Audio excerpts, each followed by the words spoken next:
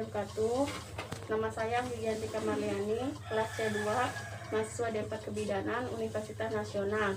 Saya di sini mau menjawab soal kasus Nyonya S usia 30 tahun, G3 P2A0, hamil 36 minggu, baru saja melahirkan bayinya di klinik bersalin. Bayinya bernapas menggap-menggap, tonus ototnya lemas, tangisannya lemah, warna kulitnya biru. Tindakan yang harus dilakukan yaitu melakukan resusitasi. Setelah bayi lahir ini, kita persiapan resusitasi ya. Persiapan resusitasi itu persiapan tempat, persiapan peralatan yang telah disiapkan sebelum pertolongan persalinan.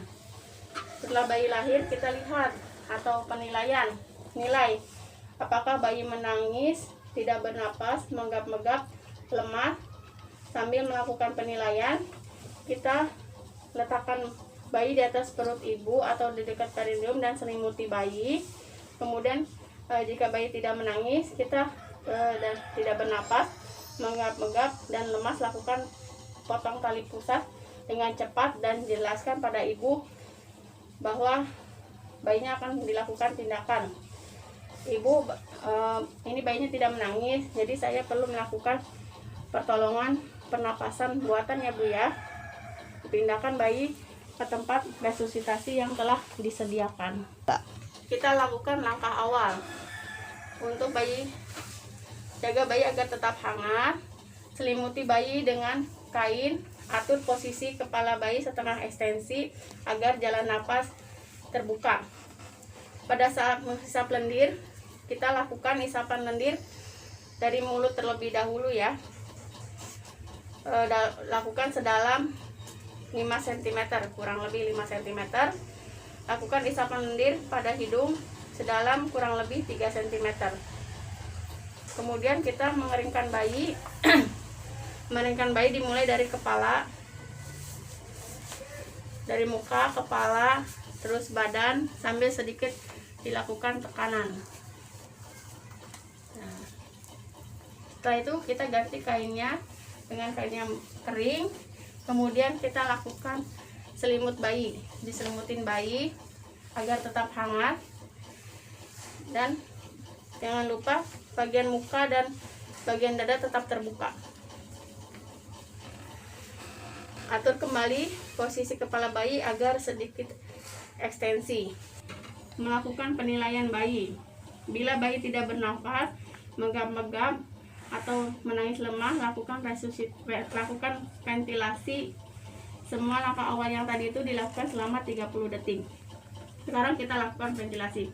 Bila bayi tidak bernafas, menggap-menggap atau menangis lemah, pastikan sungkup, pasang sungkup ya. Pasang sungkup pada muka bayi, menutupin hidung dan mulut. Lakukan ventilasi 2 kali. Lakukan ventilasi 2 kali atau dengan tekanan 30 cm air. Ventilasi dapat dilakukan dengan balon atau tabung. Kita lakukan ventilasi 1, 2, 3. 1, 2, 3. 1, 2, 3. Lihat apakah dada bayi mengembang. Setelah ditiup 2 kali, sungkup jangan dilepas ya. Bila dada bayi tidak berkembang, lakukan reposisi. Lakukan langkah ventilasi. Lakukan ventilasi sebanyak 20 kali dalam 30 detik. 1, 2, 3. 2, 3, 4, 5, 6, 7, 8, 9, 10, 11, 12, 13, 14, 15, 16, 17, 18, 19, 20. Bila bayi bernapas normal, hentikan ventilasi bertahap. Pantau bayi dengan seksama. Bila bayi belum bernafas, ulangi ventilasi kembali. Lakukan penilaian setiap 30 detik. Nilai apakah bayi bernapas normal, tidak bernapas atau megap-megap. Bila bayi tidak bernapas atau masih megap-megap, terus lakukan ventilasi sebanyak 20 kali dalam 30 detik. Bila bayi tidak bernapas sesudah 2 atau 3 menit resusitasi, siapkan rujukan bayi bersama ibunya sesuai pedoman sambil meneruskan ventilasi. Bila bayi tidak bernapas sesudah ventilasi 20 menit, pertimbangkan untuk menghentikan resusitasi. Setelah itu kita pemantauan dan dukungan. Lakukan pemantauan dengan seksama pada bayi pasca resusitasi. Selama 2 jam, perhatikan tanda dan kesulitan bernapas pada bayi. Periksa apakah ada tarikan dinding dada. Amati apakah napas bayi megap-megap.